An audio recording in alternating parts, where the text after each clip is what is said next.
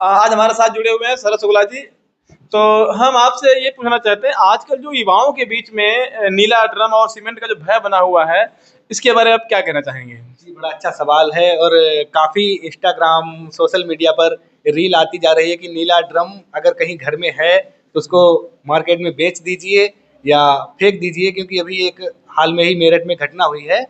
सौरभ राजपूत, जिन्होंने intercaste marriage की थी अपने परिवार वालों से लड़कर, उसके बावजूद भी उस लड़की ने उनके प्यार को नहीं समझा। और सवाल मेरे मन में उमड़ रहा है कि आखिर लड़कियों को चाहिए क्या? इतना हैंडसम और सुंदर लड़का सौरभ राजपूत, हाँ हाँ, सुंदर भी था और पैसा भी था। पैसा भी अच्छा था, और एक 2 कौड़ी का इंसान, चोमू जैसी शक्ल वाला साहिल शुक्ला, जिसके लिए उसने अपने पति को 15 टुकड़ों में उसकी हत्या की है। और रही बात नीले ड्रम की, तो वो ड्रम वाली कोई ऐसी विशेष बात नहीं है, लेकिन यदि आप सरकारी नौकरी करते हैं, बाहर रहते हैं, तो सही मायने में आपको विवाह नहीं करना चाहिए। और शादी करते हैं तो समय दीजिए, अन्यथा कोई और समय देगा, उसमें आपकी हत्या भी हो सकती है। तो मतलब अभी हमने देखा है कि जो हस्बैंड्स हैं या जो जिन बाहर रहते हैं, वो अपने घर से नीला ड्रम दे करके हटा रहे हैं, या महिलाएं नीला ड्रम ला रही हैं तो वो कांप रहे हैं बेचारे।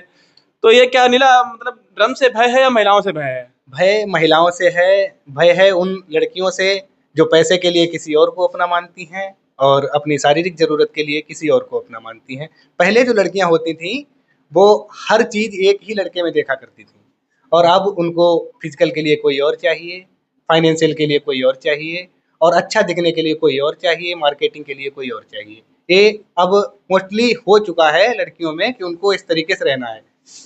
मतलब फैशन के तौर पर अब उनको हर अलग अलग डिपार्टमेंट का व्यक्ति चाहिए। अलग अलग हर विभाग का अलग चाहिए उनको। जैसे उनको चप्पल रसोई की कोई और, बाहर जाने की कोई और, मार्केट के लिए कोई और चप्पल चाहिए, वैसे ही उनको पति भी अब अलग अलग प्रकार उसी प्रकार से यूज कर रही हैं, मतलब लड़कों को भी। कि पहले ऐसा होता था कि फाइनेंशियल के लिए भी एक, और जो होता था पति परमेश्वर मानती थी, लेकिन अब पति को परमेश्वर नहीं बल्कि एक जरूरत की वस्तु। शादी करते हैं तो सिर्फ एलिमनी के लिए और पैसे के लिए। अच्छा, इसका मतलब आप कहना चाहते हैं कि अब लड़के पढ़ाओ लड़के बचाओ का अभियान चलाना चाहिए?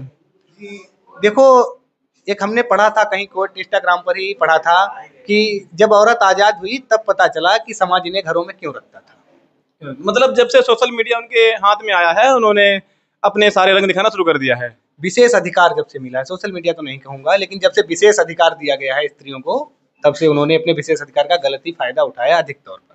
तो आप कहना चाहते हैं कि जब तक उनके पास सोशल मीडिया या विशेष अधिकार नहीं था, तब तक वो कंट्रोल में थी, या जब तक वो नियंत्रण में थी तब तक सही थी? जी, जब से कंट्रोल हटा है, वो अनियंत्रित हो चुकी हैं। जी, रामचरितमानस में बताया है तुलसीदास जी ने कि महावृष्टि चली फूटी क्यारी, जिम स्वतंत्र भय बिगड़ई नारी। तो नारी जब स्वतंत्र हो जाती है तो अवश्य ही वो बिगड़ जाती है। वो महाज्ञानी थे, गलत तो नहीं लिखा होगा। मतलब चलिए, फिलहाल जो आपने बताया है, बात करके आपसे अच्छा लगा। अगर आपको भी वीडियो अच्छा लगा हो तो चैनल को सब्सक्राइब कर दीजिएगा।